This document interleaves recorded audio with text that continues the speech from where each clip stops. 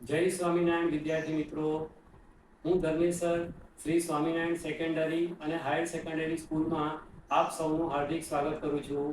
વિદ્યાર્થી મિત્રો, આજે આપણે ધોરણ 11 વિષય નામાના મૂળ તત્વ ના પ્રકરણમાં ખાતાના ઉધાર જમાના નિયમો વિશે સમજવાના છે.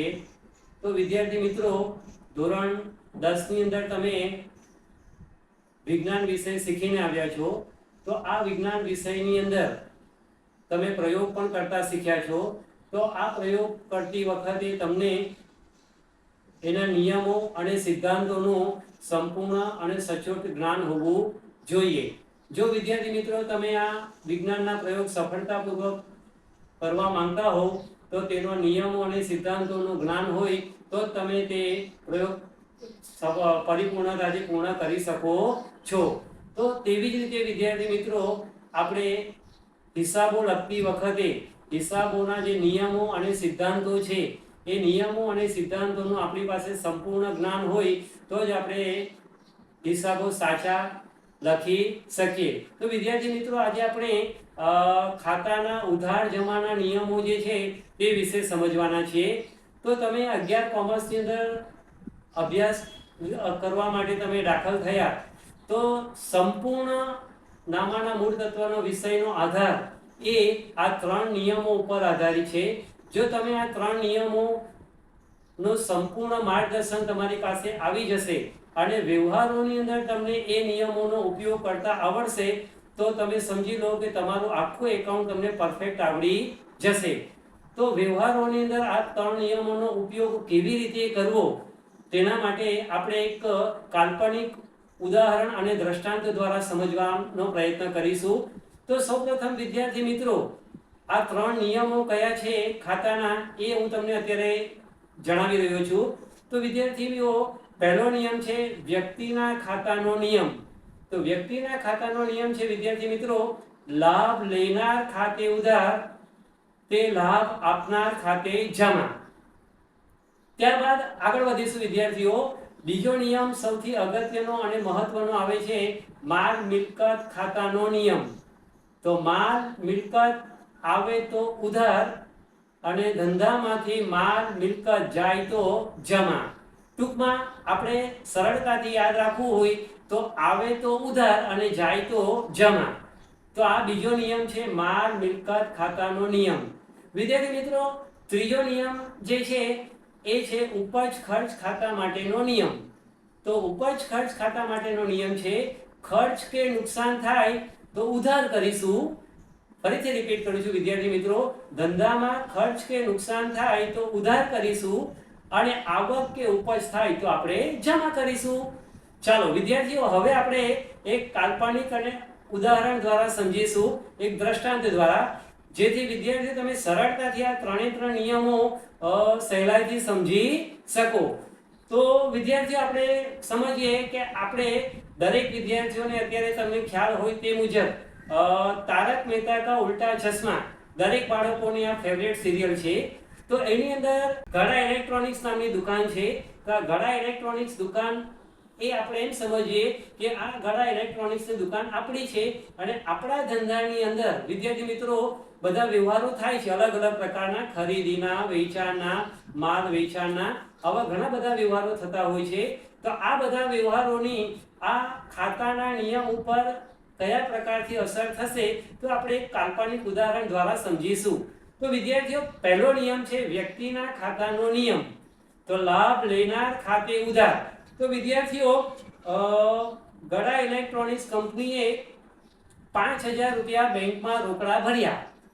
તો એનો મતલબ એમ થયો વિદ્યાર્થીઓ કે 5000 રૂપિયા રોકડા ગડા ઇલેક્ટ્રોનિક્સ કંપનીએ બેંકમાં ભર્યા તો બેંક એ ગડા ઇલેક્ટ્રોનિક્સ કંપની પાસેથી લાભ લેનાર થઈ એમ કહેવાશે.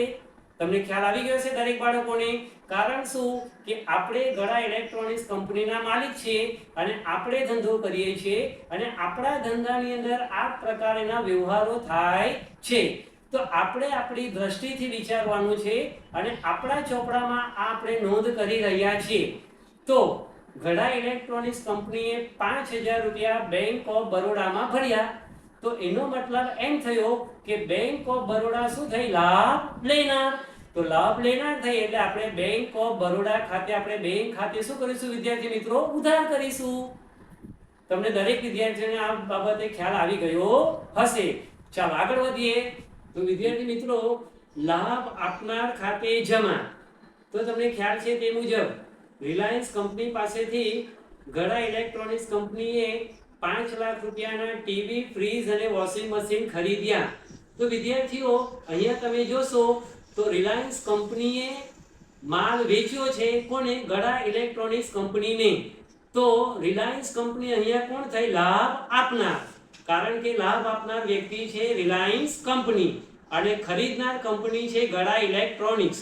તો વિદ્યાર્થી મિત્રો રિલાયન્સ કંપની ખાતે અહીંયા આપણે જમા કરીશું.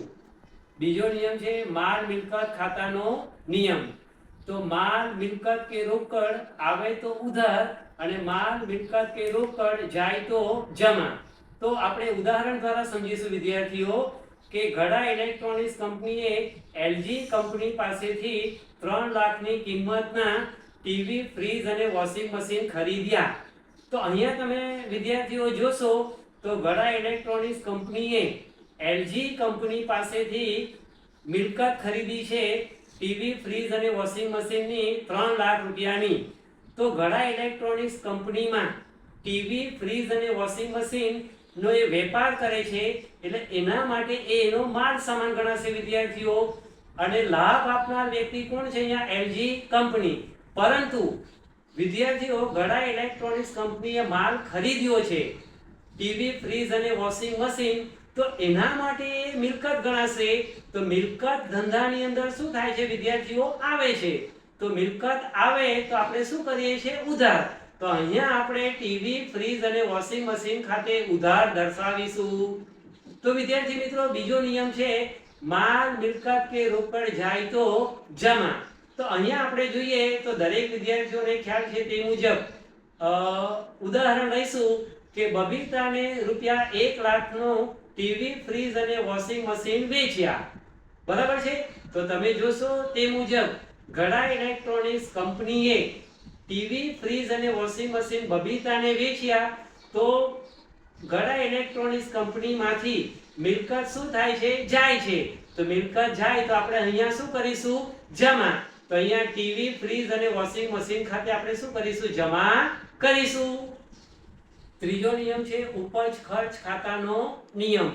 તો ખર્ચ કે નુકસાન થાય તો ઉધાર કરીશું અને આવક કે ઉપજ થાય તો જમા કરીશું. તો વિદ્યાર્થીઓ ધંધામાં અનેક પ્રકારના ખર્ચાઓ અને નુકસાન થતા હોય છે. એવી જ રીતે વિદ્યાર્થીઓ ધંધાની અંદર અનેક પ્રકારની આવક કે ઉપજ થતી હોય છે. તો આ ગડા ઇલેક્ટ્રોનિક્સ કંપનીની અંદર પણ વિદ્યાર્થીઓ ખર્ચા અને આવકો થતી હોય છે. એમાં એક આપણે ઉદાહરણ જોઈશું કે દાખલા તરીકે નટુ કાકાને પગારના રૂપિયા 5000 રોકડા ચૂકવ્યા. તો તમે વિદ્યાર્થીઓ સમજશો કે ગડા ઇલેક્ટ્રોનિક્સ કંપનીએ 5000 રૂપિયા પગારના નટુ કાકાને રોકડા ચૂકવ્યા. તો પગાર એ ગડા ઇલેક્ટ્રોનિક્સ કંપની માટે ખર્ચ ગણાશે. માટે એ જે તે ખર્ચ ખાતે આપણે ઉધાર કરતા હોઈએ છીએ નિયમ મુજબ. તો આપણે શું કરીશું? પગાર ખાતે ઉધાર કરીશું.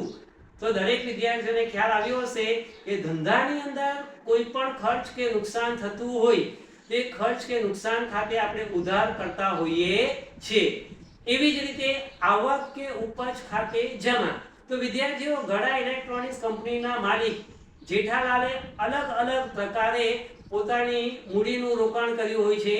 શેર બજારમાં રોકાણ કર્યું હોય, ડિબેન્ચર્સમાં રોકાણ કર્યું હોય, બેંકમાં એફડીમાં રોકાણ કર્યું હોય. તો એના ઉપર ગડા ઇલેક્ટ્રોનિક્સ કંપનીને આવક થતી હોય છે.